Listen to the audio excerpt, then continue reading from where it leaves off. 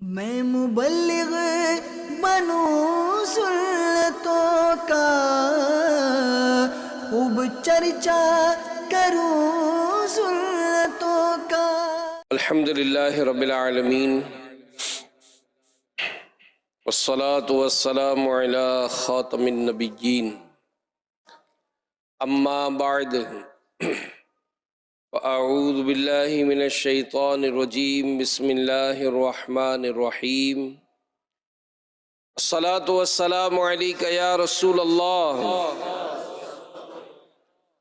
وعلی آلک وصحابک یا حبیب اللہ۔ الصلاة والسلام علیک یا نبی اللہ، وعلی آلک وصحابک یا نور اللہ۔ اللہ پاک قرآن پاک میں ارشاد فرماتا ہے، ان اللہ وملائکتہ یصلون علی النبی یا ایہا الذین آمنوا صلوا علیہ وسلموا تسلیما۔ آسان ترجمہ قرآن کنز العرفان۔ بے شک اللہ اور اس کے فرشتے نبی پر درود بھیجتے ہیں، اے ایمان والو ان پر درود اور خوب سلام بھیجو۔ علامہ عبد الواحد بصاری رحمۃ اللہ علیہ اس آیت درود، یہ آیت درود کہلاتی ہے، سورہ احزاب کی آیت ہے یہ، اس کے تحت فرماتے ہیں کہ اپنے دل میں درود پاک کی کوئی مقدار مقرر نہ کرو،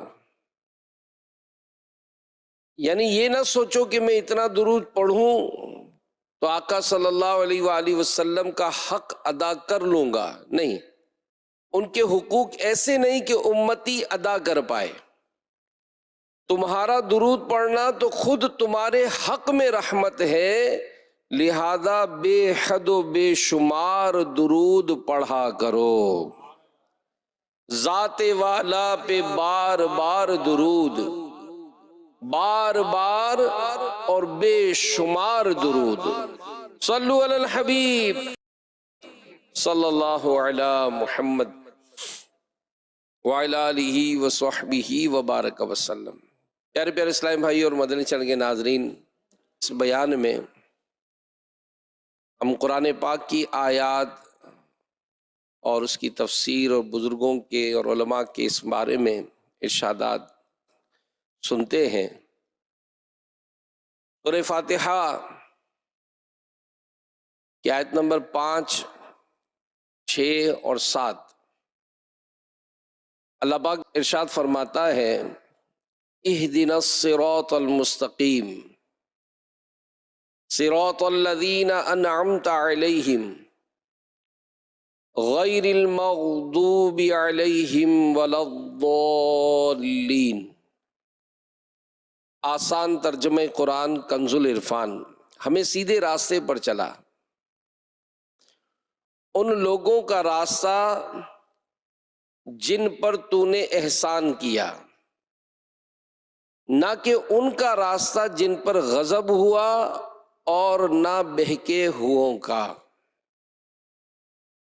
تو یہ سورہ فاتحہ جو ہے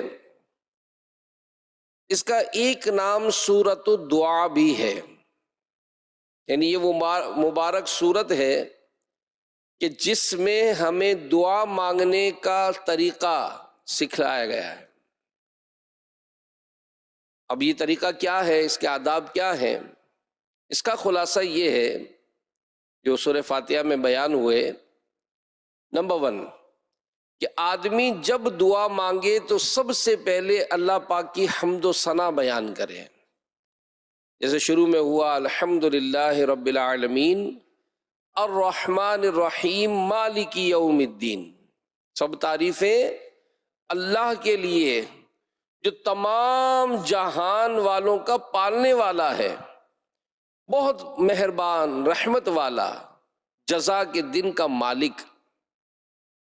اور اس کے بعد اللہ پاک کی بارگاہ میں وسیلہ پیش کرے، ایاک نعبد، ہم تیری ہی عبادت کرتے ہیں، یعنی یہ وسیلہ ہے۔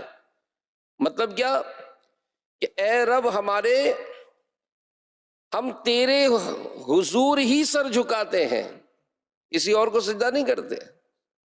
مولا ہم تیرے ہی لیے نماز پڑھتے ہیں، روزہ تیرے لیے ہی رکھتے ہیں، حج تیرے لیے ہی کرتے ہیں، زکوٰۃ تیرے لیے ادا کرتے ہیں۔ اے مالک و مولا، ہماری شرک سے پاک عبادت کا صدقہ ہماری دعاؤں کو قبول فرما۔ اب وسیلہ پیش کر لیا۔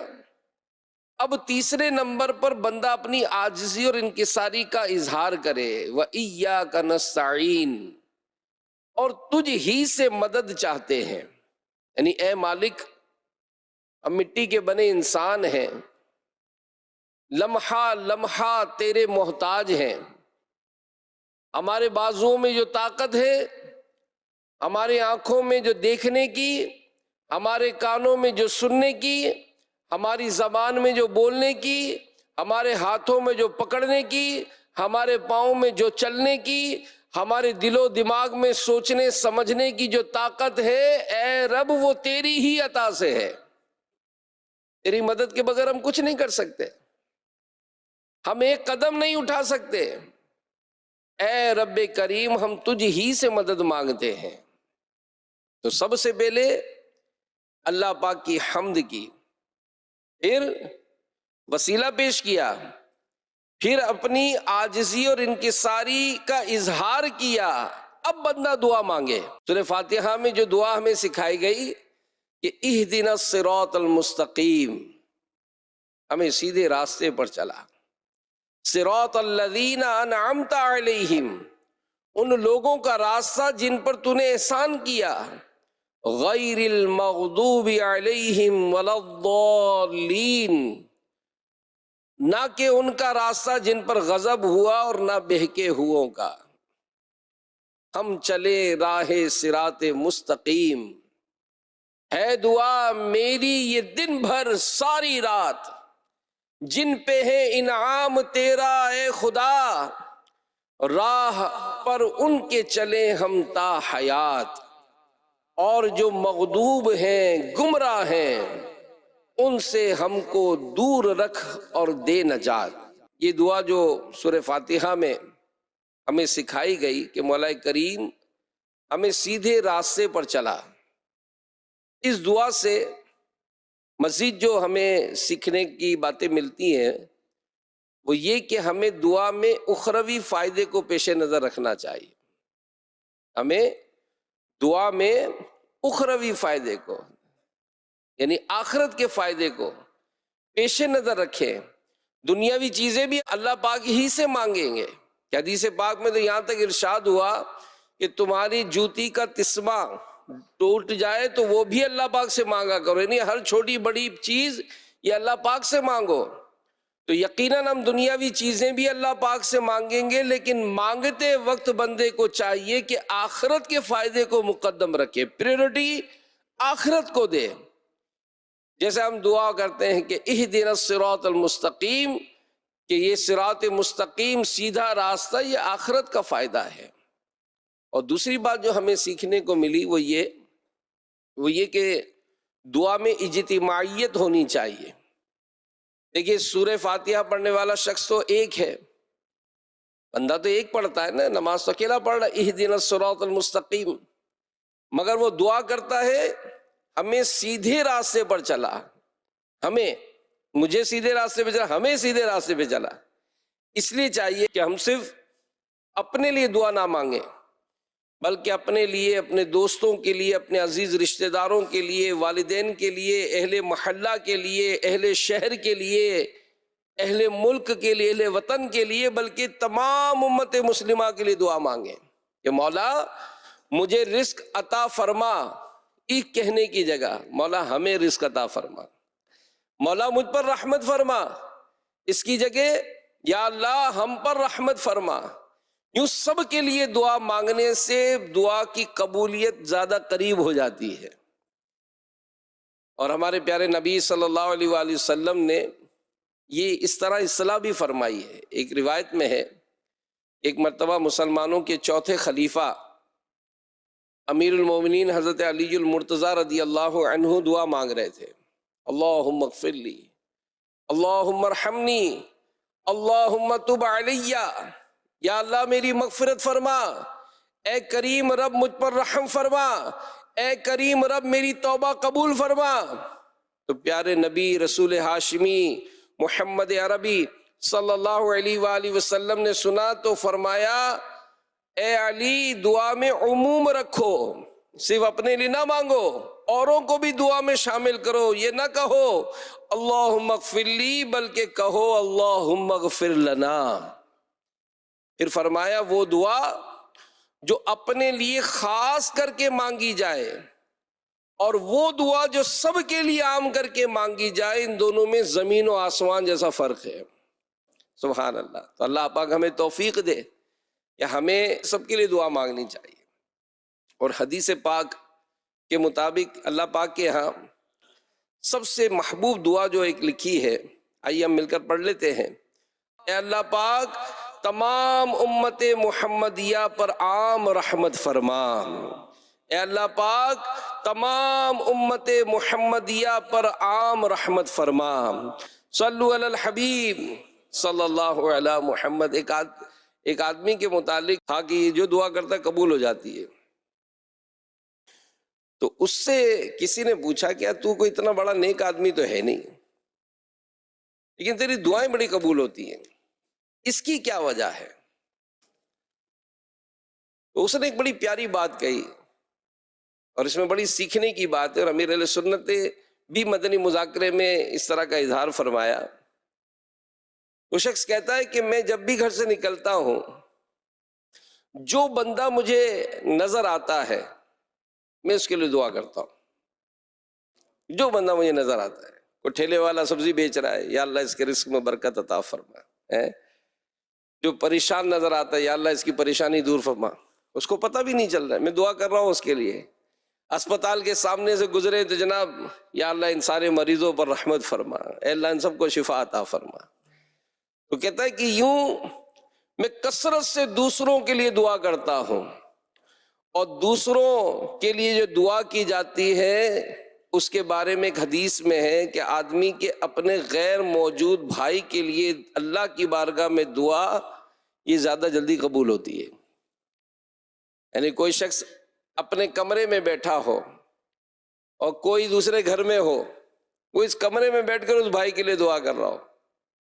امیر اہل سنت نے خود ہی اس طرح کا اظہار فرمایا ایک مرتبہ کہ میں جب اپنے کمرے سے نکلتا ہوں تو یوں لگتا ہے جیسے میں کچھ پڑھ رہا ہوں، لیکن میں دعا کرتا ہوں، میرے سامنے جو جو نظر آ رہا ہوتا ہے میں اس کے لیے دعا کرتا ہوں کہ یا اللہ اس کو بخش دے، یا اللہ اس کو بخش دے۔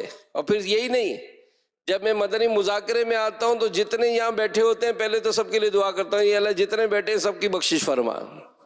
پھر دعا کرتا ہوں کہ یا اللہ جتنے بھی مدنی چینل پر یہ سلسلہ دیکھ رہے ہیں تو سب کی بخشش فرما۔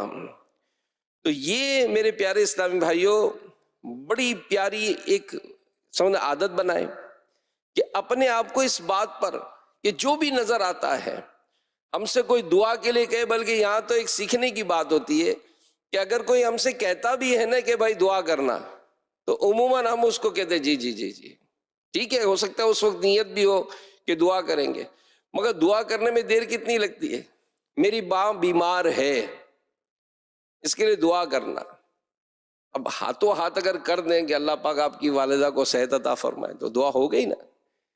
تو ہاتھ اٹھا کر باقا اہتمام کے ساتھ دعا کریں گے تو ہی دعا ہوگی، ایسا نہیں ہاتھوں ہاتھ، بلکہ بارہا یہ بھی ہم نے بڑوں کو دیکھا ہے، سیکھا ہے کہ اگر کوئی اس طرح کرتا ہے تو فوراً ہاتھ اٹھا دے، بھائی دعا کرے اللہ پاک ان کی والدہ کو شفا عطا فرمائے، اللہ ان کے بچے کو شفا عطا فرمائے۔ تو یہ جو دکھ ہیں، پریشانیاں ہیں ہماری، میرے پیارے اسلام بھائی اس معاملے میں تو لاچاری ہے، ہم لاچار ہیں، ہم کیا کر سکیں گے؟ بھائی پریشانیاں ہیں، یہ دور کرے گا کون؟ اللہ۔ بیماریاں ہیں، دور کرے گا کون؟ اللہ۔ ہماری روزگار میں تنگی ہو گئی، روزگار میں برکت عطا کون کرے گا؟ اللہ۔ ہماری مشکلات کو حل کون کرے گا؟ اللہ. تو اللہ کی بارگاہ میں دعا کرنی ہے. اور پھر دوسروں کے لیے دعا. سبحان اللہ. جب بندہ کسی اور کے لیے دعا کرتا ہے کہ ایک فرشتہ اس کے سر پر کھڑا ہوتا ہے اور جو اس کی دعا پر آمین کہتا ہے، یعنی وہ دعا کر رہا ہے کہ یا اللہ میرے بھائی کی پریشانی دور فرما، تو علماء فرماتے ہیں کہ فرشتہ اس کے سر پر کھڑا ہو کر آمین کہتا ہے اور کہتا ہے کہ اس کو اللہ پاک، اس کے لیے جو دعا کی اللہ پاک اس کے آپ کو بھی عطا فرمائے. یعنی گویا آپ اس کی پریشانی کے لیے دعا کر رہے ہیں، اللہ پاک اس دعا کے صدقے آپ کی پریشانی بھی دور فرما دیں. اور پھر دعوت اسلامی کے دینی ماحول میں ایک بڑی پیاری دعا سکھائی جاتی ہے کہ یا اللہ میرے ماں باپ کی، آقا کریم صلی اللہ علیہ وسلم کی ساری امت کی مغفرت فرما. تو حدیث میں ہے کہ جو بندہ مومنوں کے لیے مغفرت کی دعا کرتا ہے اللہ پاک اس کے بدلے اس کو ایک نیکی عطا فرماتا ہے. اور اس وقت 1.5 سے 2 ارب مسلمان ہیں جو زندہ ہے. اب ہم دعا کریں گے یا اللہ میرے ماں باپ کی ساری امت کی مغفرت فرما، تو 1.5 سے 2 ارب نیکیاں آ گئیں. اور صرف یہی نہیں، جتنے گزر چکے اللہ پاک سب کے حق میں دعائیں قبول فرمائے، تو اربوں خربوں نہ جانے کتنی نامہ عمل میں نیکیاں داخل ہو جاتی. اور ماں باپ کے لیے مغفرت کی دعا کرنا، اس کے بارے میں ایک روایت میں تو یہ کہ جو اپنے ماں باپ کے لیے مغفرت کی دعا نہیں کرتا اس کا رزق روک لیا جاتا ہے. تو بہرحال میرے پیارے پیارے اسلامی بھائیوں، دعا اس سے جی نہ چرائیں، یہ بہت بڑی سعادت ہے. اور ایک حدیث میں ہے کہ کیا میں تمہیں وہ چیز نہ بتاؤں جو تمہیں تمہارے دشمن سے نجات دے اور تمہارا رزق وسیع کر دے؟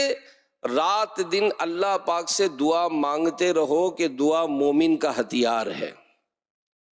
اور مکی مدنی سرکار صلی اللہ علیہ وآلہ وسلم کا فرمان ہے کہ بلا اترتی ہے، پھر دعا اس سے جا ملتی ہے، پھر دونوں قیامت تک جھگڑا کرتے رہتے ہیں. اور حضرت ابو ذر غفاری رضی اللہ عنہ ارشاد فرماتے ہیں کہ عبادات میں دعا کی وہی حیثیت ہے جو کھانے میں نمک کی ہے. دعا کرتے رہیں، دعا کرتے رہیں، مشکل ہو جائے دعا کریں.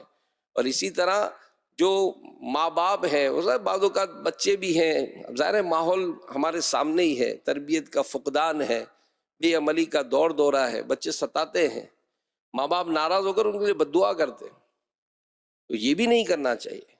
باپ کے بارے میں تو یہاں تک علماء نے لکھا ہے کہ حدیث میں ہے کہ باپ کی اولاد کے لیے دعا اور بد دعا دونوں قبول ہوتی ہیں.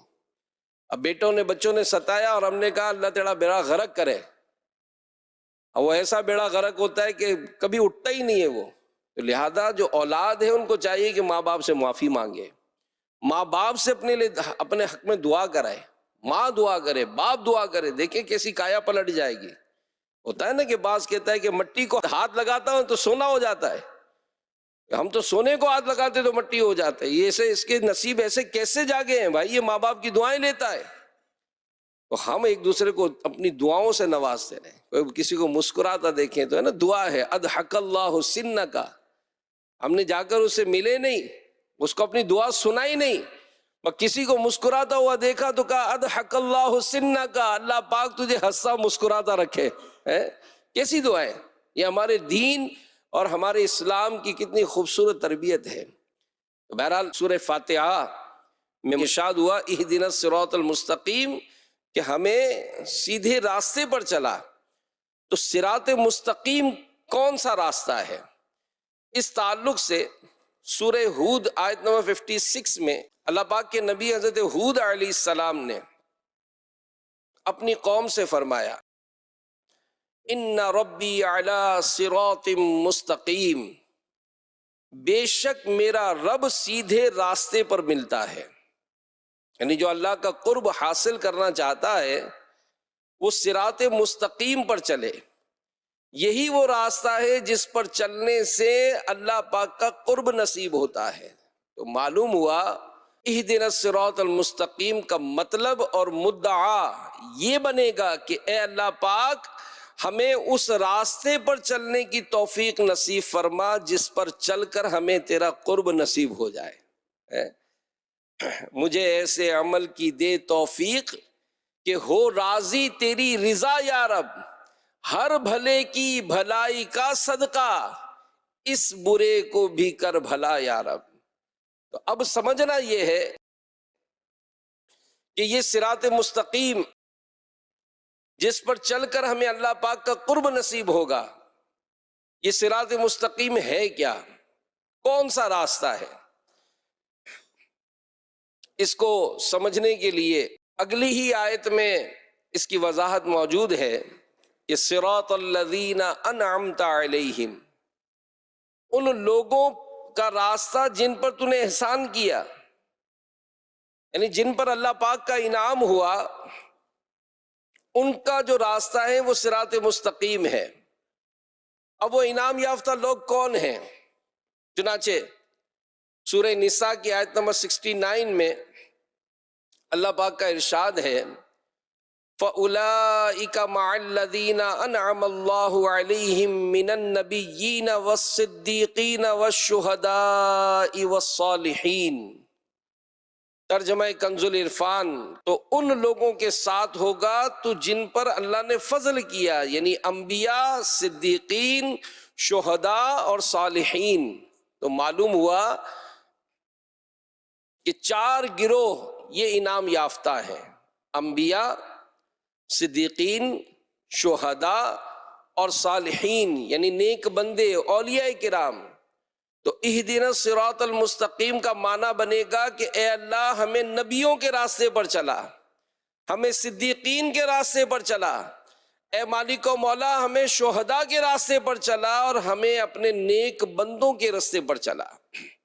تو دوسرے لفظوں میں یوں کہہ لیجئے کہ ہم دعا مانگ رہے ہیں کہ اے رب کریم ہمیں اپنے محبوب صلی اللہ علیہ وآلہ وسلم کی سنتوں پر چلنا نصیب فرما، صحابہ کرام علیہم رضوان کی ادائیں اپنانا نصیب فرما۔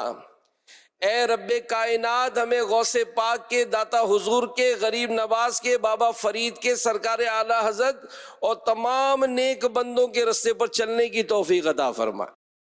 تو یہ بڑی خوبصورت دعا ہے اور قرآن کریم کی پہلی ہی سورت ہے، ہم روزانہ نماز میں پڑھتے ہیں، دعا مانگتے ہیں۔ دعا کیا؟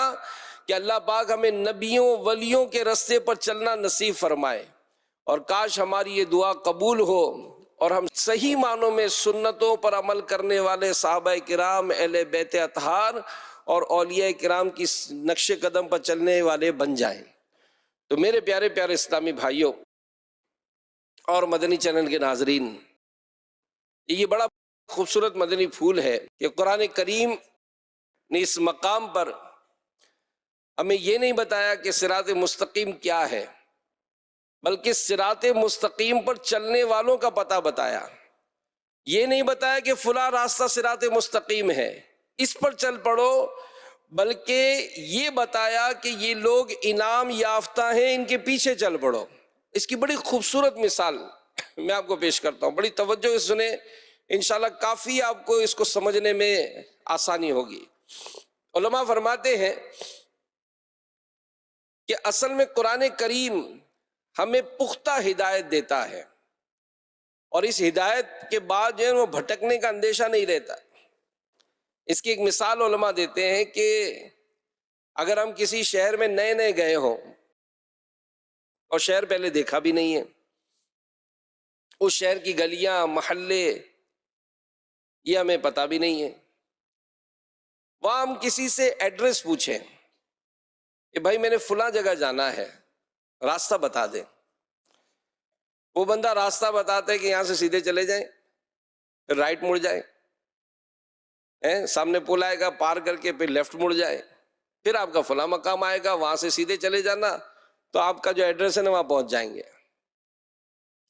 اب بتانے والے نے بالکل درست بتایا، اگر میں اس راستے پر چلوں تو اپنی منزل پر پہنچ جاؤں گا، لیکن مسئلہ یہ ہے کہ اس شہر میں نیا ہوں، میں نے گلیاں دیکھی نہیں ہیں، ہو سکتا ہے کہ بتانے والے نے جہاں سے دائیں مڑنے کو کہا میں بائیں مڑ جاؤں، اگر ایسا ہوا تو منزل پہ پہنچ سکوں گا؟ منزل پہ نہیں پہنچ سکوں گا، اور بھٹکنے کا اندیشہ بھی رہے گا۔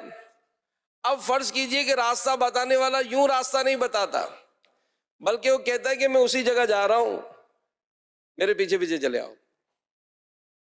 ایک تو اس نے بتایا کہ یوں دائیں بائیں اوپر نیچے ہو کر تم پہنچو گے، اس میں بھٹکنے کا اندیشہ ہے، اور اگر کسی سے میں نے پوچھا کہ مجھے فلاں جگہ جانا ہے اور وہ کہے کہ یار میں بھی وہیں جا رہا ہوں، میرے پیچھے پیچھے آ جاؤ، کیا خیال ہے؟ اب بھٹکنے کا اندیشہ رہے گا؟ اب بھٹکنے کا اندیشہ نہیں رہے گا۔ تو ایسے ہی اللہ پاک نے ہمیں اپنے قرب کے رستے پر چلنے کے لیے یہی فرمایا کہ جو ہمارے انعام یافتہ ہیں ان کے پیچھے پیچھے چل پڑو۔ کیوں؟ اس لیے کہ صراط مستقیم وہ راستہ ہے جس میں دشواریاں بہت ہیں، شیطان بھی جگہ جگہ اپنے جال بچھائے بیٹھا ہے، نفس امارہ برائیوں پر ابھارنے والا نفس بھی لمحے لمحے چالیں چلتا ہے، اس راستے پر بھٹکنے کے بہت اندیشے ہیں۔ لہذا قرآن نے ہمیں پختہ ہدایت دی تاکہ بھٹکنے کا اندیشہ نہ رہے، اور سورہ لقمان کی آیت نمبر 15 میں ارشاد فرمایا وَاتَّبِعْ سَبِيلَ مَنْ أَنَابَ إِلَيَّ، اور میری طرف رجوع کرنے والے آدمی کے راستے پر چل۔ تو یہ قرآن کریم کا حکم ہے، جو اللہ پاک کے راستے پر چلنے والے ہیں، اللہ پاک کی طرف رجوع کرنے والے، یہ کون ہیں؟ انبیاء ہیں، صحابہ ہیں، اہل بیت اطہار ہیں، اولیاء کرام ہیں۔ قرآن کریم ہمیں حکم دیتا ہے کہ ان کے راستے پر چل پڑو، یہی صراط مستقیم ہے، اسی راستے پر چلنے سے اللہ پاک کا قرب نصیب ہوتا ہے۔ تو یہ جو ہم اظہار کرتے ہیں نا کہ آل و اصحاب سے محبت ہے اور سب اولیاء سے الفت ہے، یہ سب اللہ کی عنایت ہے۔ مل گئی مصطفیٰ کی امت ہے، غوث و خواجہ کی دل میں الفت ہے، قلب میں عشق اعلی حضرت ہے، مرحبا اپنی خوب قسمت ہے، پیر و مرشد کی دل میں چاہت ہے۔ تو اللہ پاک ان نیک لوگوں کے صدقے ہمیں صراط مستقیم عطا فرمائے۔ ہم دنیا میں جو وقت بھی ہمارا گزرے اللہ کی عبادت میں گزرے۔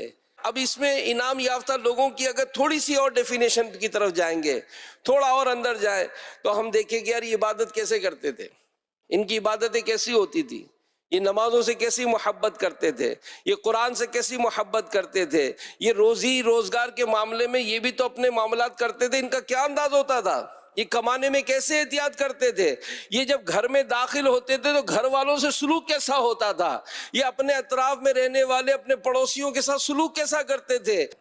یہ بھی سارا پڑھتے ہیں تو پتہ چلتا ہے نا کہ یہ انعام یافتہ لوگ جن کے پیچھے پیچھے چلنے کا ہمیں حکم دیا گیا، ان کی زندگی کیا تھی، یہ کس طرح سے اللہ پاک کی عبادت کرتے تھے۔ تو میرے پیارے پیارے اسلامی بھائیوں، یہاں ایک اور بات سمجھنے کی ہے کہ یہ صراط مستقیم کسی ایک نظریے کا نام نہیں ہے، بلکہ صراط مستقیم ایک پورا نصاب زندگی ہے۔ حضرت جابر بن عبداللہ رضی اللہ عنہ صراط مستقیم کا ایک معنی بیان کرتے ہوئے فرماتے ہیں کہ صراط مستقیم سے مراد اسلام ہے جو زمین و آسمان سے زیادہ وسیع ہے۔ تو پتہ چلا کہ یہ جو دعا ہے اہدنا الصراط المستقیم، اس کے معنی میں بہت وسعت ہے کہ جس حال میں اور جس کیفیت میں ہم یہ دعا کر سکتے ہیں۔ یہ جو بندہ نماز میں کھڑا ہو وہ کہے اہدنا الصراط المستقیم، اس کا معنی کیا بنے گا؟ علماء فرماتے ہیں کہ مولا ایسی نماز پڑھنے کی توفیق عطا فرما جیسی نماز تیرے نیک انعام یافتہ بندوں نے پڑھی ہے۔ جو کام کاج کے لیے نکلے وہ کہے اہدنا الصراط المستقیم، اے مالک رزق حلال ایسے کمانے کی توفیق عطا فرما جیسے تیرے انعام یافتہ بندوں نے کمایا۔ جو بندہ دکان پر بیٹھا ہے وہ کہے اہدنا الصراط المستقیم کہ مولا مجھے اس طرح دکان چلانے کی توفیق عطا فرما جیسے تیرے انعام یافتہ بندے دکان چلایا کرتے۔ اب کتابوں میں پڑھے ان کی انداز کہ یہ بازار بھی جاتے تھے تو وہاں بھی عبادت سے غافل نہیں رہتے تھے۔ نیک لوگ ہیں یہ کاروباری یا کام کاج کے معاملات میں اپنے نمازوں سے غفلت نہیں کرتے تھے، بلکہ اگر کوئی موچی چمڑے میں سوا ڈالتا اور حی علی الصلاۃ کی آواز سنتا تو وہ سوا باہر نہ نکالتا بلکہ چمڑا اور سوئی وہیں چھوڑ کر مسجد کی طرف چل پڑتا۔ لوہار اگر توڑا اٹھاتا لوہے پر مارنے کے لیے اور حی علی الصلاۃ کی صدا سنتا تو اس کو لوہے پر نہیں مارتا بلکہ ہتھوڑا رکھ کر وہ مسجد کی طرف چل پڑتا تھا۔ اعتقاد تھا ان کا، اللہ پر بھروسہ رکھتے تھے۔ پھر اسی طرح جو گھر میں داخل ہو وہ دعا کرے اہدنا الصراط المستقیم، مولا گھر میں ایسے رہنے کی توفیق عطا فرما جیسے تیرے انعام یافتہ بندے رہتے ہیں۔ ہم دیکھیں کہ گھر میں باہر میں ہمارے معاملات کیسے ہیں، ان کے متعلق سب لیسن کتابوں میں لکھا ہے، سب انداز زندگی ہمیں ملے گا، لیکن ایک چیز کی جو کمی اکثر آپ دعوت اسلامی کے تحت ہونے والے بیانات میں لکھتے پڑھتے سنتے، وہ ہے کہ ہماری اس کی معلومات کی کمی، ہمارے علم کی کمی، کیونکہ آج ہم نے اس کا کوئی ایسا شیڈول ہی نہیں بنایا کہ ہم اپنے بزرگوں کو، اپنے اسلاف کی سیرت کو پڑھنے کی کوشش کریں۔ ایک صحابی رضی اللہ تعالیٰ عنہ کے بارے میں ملتا ہے کہ بیمار ہوئے اور طبیعت کافی ناساز ہوئی، تو کوئی ملاقات کے لیے آئے خلیفہ، اور انہوں نے آ کر ان سے کہا کہ اگر آپ کہیں تو میں بیت المال سے آپ کا کوئی وظیفہ مقرر کر دوں کہ آپ کے جو معاملات ہیں وہ بہتر ہو جائے۔ تو کہا مجھے حاجت نہیں ہے، کہ آپ کی ایسی طبیعت ہے تو آپ کے مرنے کے بعد آپ کی اولاد کے لیے کچھ فائدہ ہو جائے گا۔ تو کہا کہ مجھے اس کی حاجت نہیں ہے، میں نے اپنے بچوں کو سکھا دیا ہے کہ روزانہ رات میں سورہ واقعہ پڑھا کرو، کہ میں نے اللہ کے نبی صلی اللہ علیہ وسلم سے یہ فرماتے ہوئے سنا کہ جو رات میں سورہ واقعہ پڑھتا ہے اللہ پاک اسے کبھی تنگ دست و محتاج نہیں فرمائے گا۔ یہ اولاد کی تو اس طرح تربیت کرتے تھے۔ تو پتہ چلا کہ یہ تربیت حاصل کرنا ہے تو اس کے لیے مطالعہ کرے نا۔ دعوت اسلامی کے مکتبۃ المدینہ نے تو ساری کتابیں ایک طرح سے ہمیں مفت دے رکھی ہیں۔ جی ہاں، خوش نصیب ہے جو اپنے گھروں میں لائبریری بناتے ہیں، بنانی چاہیے تاکہ یہ کتابیں ہمارے گھروں میں رہیں اور ہم کتابوں کا مطالعہ کریں۔ لیکن چلیں، اگر موبائل پہ بھی پڑھنا چاہتے ہیں تو ویب سائٹ کے ذریعے ڈاؤن لوڈ کریں، ایک سے ایک کتابیں آپ کو ملیں گی۔ اس طرح جو تلاوت کرنے لگے وہ دعا کرے اہدنا الصراط المستقیم، مولا تلاوت میں وہ سرور، وہ کیفیت عطا فرما جیسی تیرے انعام یافتہ بندوں کو نصیب تھی۔ گزشتہ دنوں نگران شورا نے واقعہ بیان کیا تھا کہ ایک گھر تھا، ماں اور دو بیٹے، انہوں نے آپس میں پارے تقسیم کیے تھے، تینوں نے، یوں سمجھے کہ 10 پارے، 10 پارے ماں پڑھتی، 10 پارہ ایک بیٹا، 10 پارہ دوسرے بیٹا۔ روزانہ رات میں پورا قرآن پڑھا جاتا تھا ان کے گھر میں۔ ماں کا انتقال ہو گیا، اب دونوں بیٹوں نے اس روٹین کو چھوڑا نہیں، 15 پارے کر لیے، ایک بھائی 15 پڑھتا، ایک بھائی 15 پڑھتا، یوں پورا قرآن پڑھا جاتا۔ بڑے بھائی کا انتقال ہو گیا، چھوٹے بھائی نے روٹین نہیں توڑا، روزانہ رات میں پورا قرآن اکیلے ہی پڑھا کرتا تھا۔ یہ کیا تھا؟ یہ سرور تھا، یہ لذت تھی۔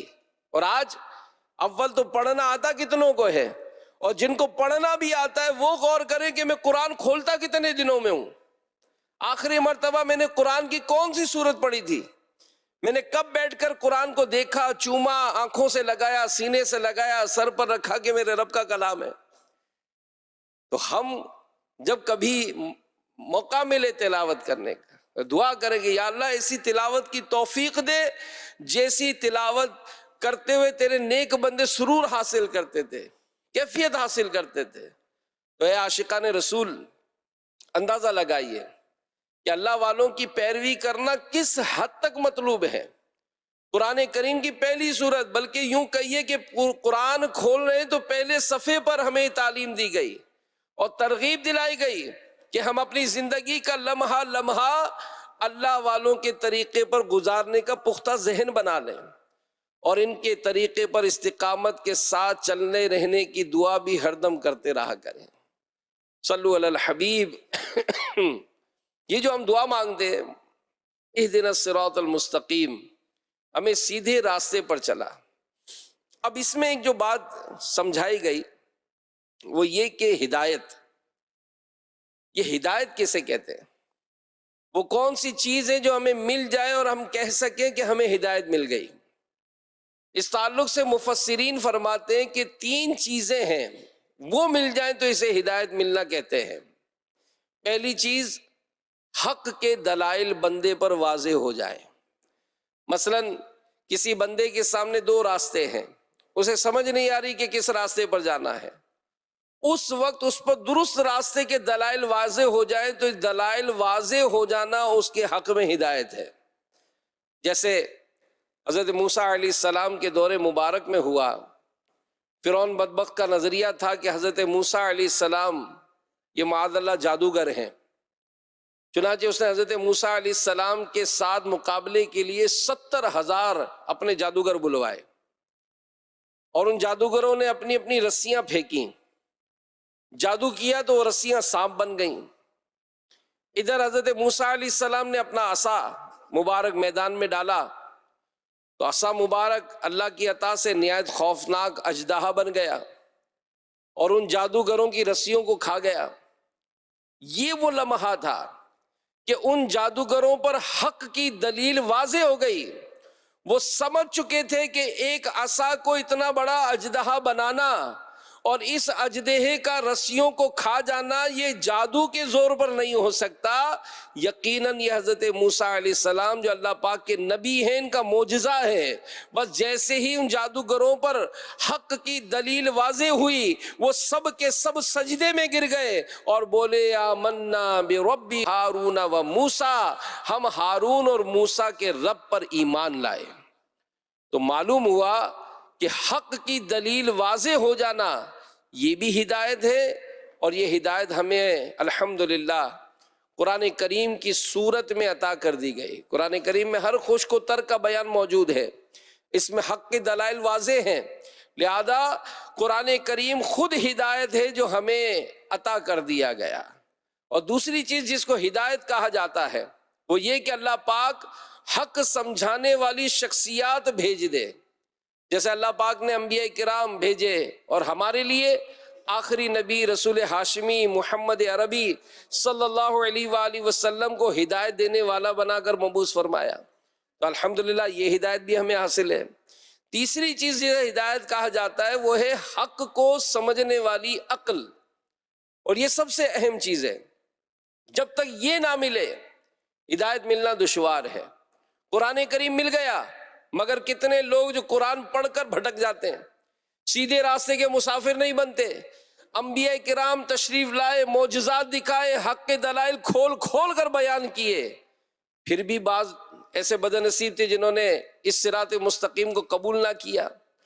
آخری نبی رسول ہاشمی صلی اللہ علیہ وآلہ وسلم نے چاند کے 2 ٹکڑے کر دیے، سورج کو الٹے پاؤں پلٹایا، درختوں نے سلامیاں پیش کی، ایسے معجزات دکھائے، لیکن کفار نے کیا کہا؟ ھذا سحر مبین، یہ کھلا جادو ہے۔ تو معلوم ہوا کہ قرآن کریم ملنا بھی ہدایت ہے، یہ نبی و رسولوں کا تشریف لانا یہ بھی ہدایت ہے، حق کو قبول کرنے والی عقل مل جانا، ایسا پاکیزہ دل مل جانا یہ بھی ہدایت ہے، اور ہدایت کے معاملے میں یہ سب سے اہم چیز ہے۔ تو اس لحاظ سے اہدنا الصراط المستقیم کا حاصل کیا بنے گا کہ مالک کریم تو نے اپنے محبوب نبی صلی اللہ علیہ وآلہ وسلم کو بھیج کر ان پر کتاب ہدایت قرآن کریم نازل فرما کر ہمارے لیے ہدایت کا سامان کر دیا۔ اے رب کریم اپنے ان انعام یافتہ بندوں جیسی ہمیں سمجھ بھی نصیب فرما، اپنے محبوب کریم کے ساتھ ایسی ایمانی وابستگی نصیب فرما جیسی صحابہ کو نصیب تھی، قرآن کریم کو سمجھنے کی ایسی صلاحیت عطا فرما جیسی تو نے اولیاء کو عطا فرمائی تھی۔ اے مالک و مولا حق واضح ہو چکا، اس حق کو سمجھ کر اس پر چلنے کے لیے ہمیں صحابہ، تابعین، امام اعظم، غوث پاک، داتا حضور خواجہ غریب نواز سرکار اعلیٰ حضرت کی عقل و سمجھ کا فیضان بھی نصیب فرما۔ تو میرے پیارے پیارے اسلامی بھائیوں، اللہ پاک ہمیں عقل سلیم عطا فرمائے اور کامل پکا ایمان نصیب فرمائے۔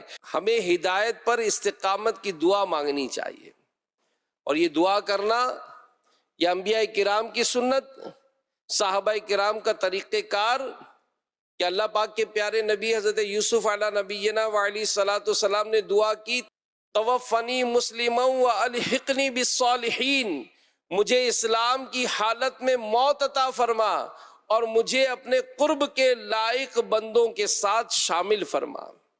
تو یہ جو اللہ پاک کی خفیہ تدبیر کا جو بیان ہوتا ہے، ایمان کی فکر کی جو اہمیت دلائی جاتی ہے، یہ بڑی اہم ہے، اور اس سے غفلت اگر ہم دیکھیں تو اس سے غفلت یہ مناسب نہیں ہے، بلکہ بڑے بڑے ہمارے اکابر اولیاء کرام، بزرگان دین، ان کی سیرت کا مطالعہ کریں۔ شیخ الاسلام حضرت بہاؤالدین زکریا ملتانی رحمۃ اللہ تعالی علیہ مشہور و معروف بزرگ ہیں ملتان شریف میں جن کا مزار شریف ہے، بہت بلند رتبہ عالم، زاہد، عابد، متقی، پرہیزگار اور ولی کامل تھے۔ ایک مرتبہ پر خوف خدا کا اتنا غلبہ ہوا کہ آپ حجرہ شریف میں داخل ہوئے، دروازہ بند کیا، سجدے میں گر کر توبہ و استغفار کرنے لگے، آنکھوں سے آنسو جاری تھے، خوف خدا سے سینہ ابل رہا تھا، اتنا روئے کہ مصلی آنسوؤں سے تر ہو گیا۔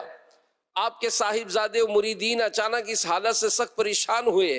حضرت بہاؤالدین زکریا ملتانی رحمت اللہ علیہ کی تڑپ تڑپ کر رونے کی آوازیں سب کے سینے کو چیر رہی تھیں، دل دہل رہے تھے۔ صاحبزادے و مریدین بار بار حجرہ شریف کے دروازے پر دستک دے رہے تھے، التجائیں کر رہے تھے کہ عالی جاں دروازہ کھولیے، مگر شیخ الاسلام بہاؤالدین زکریا ملتانی رحمت اللہ علیہ تھے کہ خوف خدا میں غرق، سب سے بے نیاز، چیخ چیخ کر روئے جا رہے تھے۔ آخر کار آپ رحمت اللہ علیہ کے پوتے شاہ رکن عالم رحمت اللہ علیہ کو بلایا گیا۔ بہاؤالدین زکریا ملتانی رحمت اللہ علیہ اپنے پوتے سے بہت محبت فرماتے تھے۔ شاہ رکن عالم رحمت اللہ علیہ نے دروازے پر دستک دی، 2-3 مرتبہ زور سے پکارا، دادا جان دروازہ کھولیے۔ اب حضرت شیخ الاسلام رحمت اللہ علیہ اٹھے، دروازہ کھولا، شاہ رکن عالم رحمت اللہ علیہ کو اندر آنے کی اجازت ملی۔ شاہ رکن عالم اندر پہنچے، دیکھ کر حیران رہ گئے کہ رو رو کر حضرت شیخ الاسلام بہاؤالدین زکریا ملتانی رحمت اللہ علیہ کی آنکھیں سوج چکی ہیں، ان پر ورم آ گیا ہے۔ یہ دل ہلا دینے والا منظر دیکھ کر شاہ رکن عالم رحمت اللہ علیہ نے عرض کیا، دادا جان اتنا رونے کا سبب کیا ہے؟ شیخ الاسلام رحمت اللہ علیہ نے جو فرمایا اسے دل کے کانوں سے سنیے۔ فرمایا، بیٹا میں نے عالم مکاشفہ میں دیکھا ایک شخص ہے، اس کا نام بھی بہاؤالدین ہے، زہد و تقوی میں صاحب کمال ہے، علم و عمل میں اپنے وقت کا سردار ہے۔ اس کا انتقال ہوا، سال ہا سال کی عبادت، تقوی، پرہیزگاری اس کے کچھ کام نہ آئی، اس کے سارے اعمال اس کے منہ پر مار دیے گئے، اس کا ایمان سلب کر لیا گیا۔ اس شخص کا حال دیکھ کر مجھ پر خوف طاری ہو گیا کہ ایک وہ بہاؤالدین تھا جس کی عبادت و اطاعت اس کے کام نہ آئی، اس کا ایمان سلب کر لیا گیا، ایک میں ہوں، خدا جانے میرے ساتھ کیا معاملہ ہوتا ہے۔ اللہ پاک ہمیں اپنا خوف نصیب فرمائے۔ اے کاش کہ ہم اس کی خفیہ تدبیر سے ڈرتے رہیں، اور اللہ پاک نے ہم پر کرم فرمایا، ایمان کی دولت نصیب ہوئی، پیارے آقا صلی اللہ علیہ وآلہ وسلم کا دامن رحمت ہاتھوں میں ہے۔ اللہ پاک ہمیں اس پر استقامت عطا فرمائے۔ کاش کہ جن پر غضب ہوا یا جو بھٹک گئے ان کے راستے سے بچ کر نیک لوگوں کے راستے پر چلتے چلتے ہی دنیا سے جائیں۔ اللہ ہمیں ایمان اور ہدایت پر استقامت عطا فرمائے۔ تو یہ دعوت اسلامی کا جو دینی ماحول ہے یہ ہمیں اس بات کی تربیت دیتا ہے، مدنی مذاکروں میں شرکت، علم دین حاصل کرنے کا شوق، مدنی قافلوں میں سفر، کسی کو اپنی فکر نہیں کرنی۔ دنیا بھر کے مسلمانوں کو نیکی کی دعوت دینے کے لیے ہمیں ہمت کرنی پڑے گی، اپنے اطراف کے معاملے کا جائزہ لے کر ان کو بھی سنتوں کے راستے پر چلانا، یہ سب ہماری ذمہ داری ہے۔ تو میرے پیارے پیارے اسلامی بھائیوں، اس لیے اپنے ان اولیاء بزرگوں کی سیرت پر عمل کریں، تو انشاءاللہ الکریم عمل کریں گے تو اس کی برکتیں نصیب ہوں گی۔ اللہ پاک ہمیں عمل کی توفیق عطا فرمائے، آمین بجاہ خاتم النبیین صلی اللہ علیہ وآلہ وسلم۔ میں مبلغ بنوں سنتوں کا، خوب چرچا کروں سنتوں